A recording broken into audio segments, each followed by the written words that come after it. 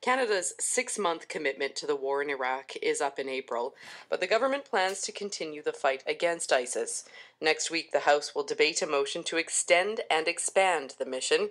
Foreign Affairs Minister Rob Nicholson briefed ambassadors on the situation yesterday. We are extending Canada's mission because ISIL has declared war upon Canada.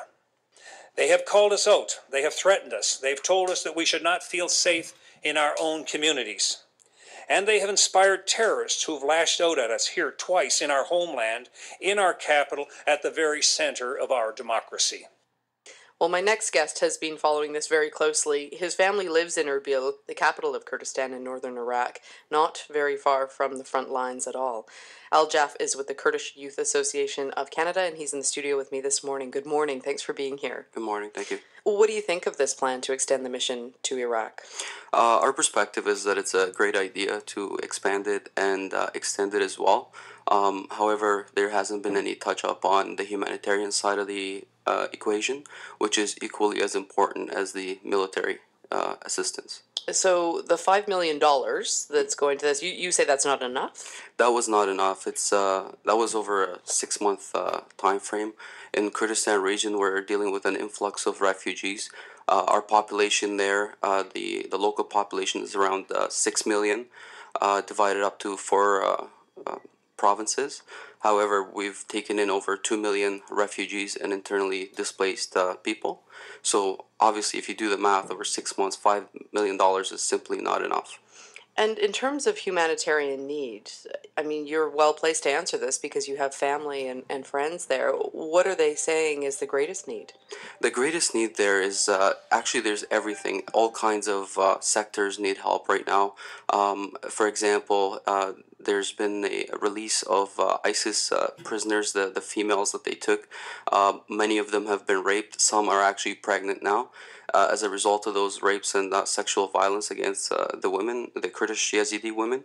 So, we're talking about help from a psychological perspective. We're talking about help from monetary. We're talking about shelter. We're talking about food, medication, really anything that could help the people coping with this disaster. And frankly, it's the UNHCR is called a genocide as well. So, it's very important that the humanitarian aspect of the foreign policy gets picked up on this issue. How is the city coping with so many refugees? The Kurdistan regional government has partnered up with many NGOs, from all over the world, from Canada, the U.S., from Sweden, Germany. Everyone is pitching in. However, I think our perspective is that the Canadian government can do more and should do more to help the Kurdistan people and the people they've taken in. We've taken in all kinds of people from all walks of life. We've taken in Sunni Arabs, Shia Arabs. We've taken Christians, Yazidi, Kurds. We've taken everybody in without any discrimination to where they come from, their regions, their place of birth. So I think Canada is well placed partnering up with the Kurds, and there's a reason why Canada has partnered up with the Kurds militarily. So we need to do the same on the humanitarian front as well. Do you understand? I mean, of course, Minister Nicholson said yesterday the government has helped more than 1 million refugees get shelter and relief. There are other countries as well. Of course, you look at Syria and the crisis going on there. We've had this cyclone, which is a completely different kind of disaster, but in Vanuatu. Why do you think that the humanitarian aid money should go to this region in particular? Canada has a lot of interest in the Kurdistan region. It's the second largest democracy in the region after Israel. And Canada recognizes that by declaring their support militarily for the Kurds in terms of giving advice and providing advisors from the Canadian Special Forces. So Canada recognizes that. They just they need to do more for the humanitarian side because of our acceptance and taking in other people, other cultures. The Peshmerga front lines are fighting a tireless war with a ruthless enemy, and we are doing the Kurds are doing their best to protect these minorities, and I think that's a good example for Canada to see a Middle Eastern nation that's, frankly, the Middle East is always in turmoil, it seems, but the Kurdish story and the Kurdish nation building is actually in progress, and Canada is recognizing that. What, when you talk to your family, what worries them most about being so close to the front lines? Well, the Erbil is the capital. In some places, there's about 70 kilometers. They're about 70 kilometers away from the front line. So that's about an hour drive in some cases. So what worries them the most is basically the Canadians and the coalition forces stopping the military aid, and that's a huge worry for us here as well. Like psychologically, most Kurds are first, second, and third generation immigrants to Canada. So pretty much every Kurd in Canada has direct family affected by this conflict, whether it be cousins, mom, parents, aunts, uncles. So it's really important for Canada to help battle this ISIS terrorist group. And it is an international war effort because it's not a situation that was born out of the Middle East. There's a lot of background factors that have contributed to this, and I think it's important for Canada to continue that support of the Kurds and to provide more aid to the Kurds. I was wondering about how your family is feeling about ISIS as a group. I mean, they're, from all accounts, terrifying, terrorizing.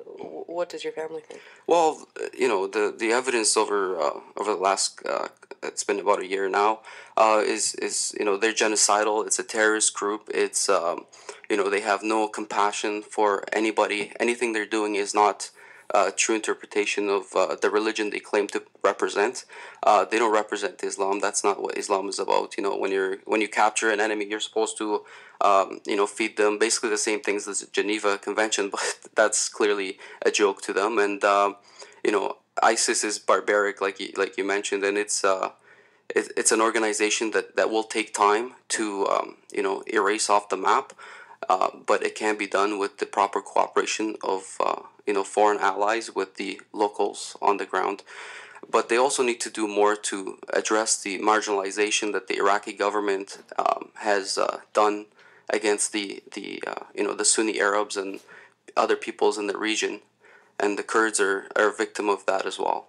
I understand that you went to the funeral of the Canadian soldier who was killed. Why did you feel compelled to go? I think the Kurdish Youth Association of Canada really feels the pain and the loss of the Sergeant Andrew Dorian and the Canadian forces, and it's for us the partnership with Canada and the Kurds is a clear one, and we're both on the same team. The Kurds are a great ally to Canada and vice versa. And, the most we could do for a grieving family and the grieving forces and the men and women in armed forces is by being there and showing support. We held a silent vigil, posting signs and stuff like that. And I think it was appreciated by the members of the special forces and the family as well. Because it is a tragedy what happened. And we hope that the lessons learned from this can be passed down to other the extending of the mission so that something like this never happens again. We're running out of time, but you're organizing a fundraiser tomorrow. Just tell me what's happening. Yeah, it's the Newroz celebration, and we're inviting everyone to come out. We're doing a fundraising as well. It's at the details are there at the center. Yes, MIFO Center in Orleans. That's right. Yeah. And it starts at 5 p.m., but everyone is welcome, and we wish everyone a Happy New Year and Happy Newroz. Okay, thanks very much for coming in. Thank you. That's Al-Jaf. He's with the Kurdish Youth Association of Canada, and the Newroz fundraising event happens tomorrow. There will be live Kurdish music and dancing, and it's at the MIFO Center in Orleans, 5 p.m. For more information, you can visit KYA-Canada.com.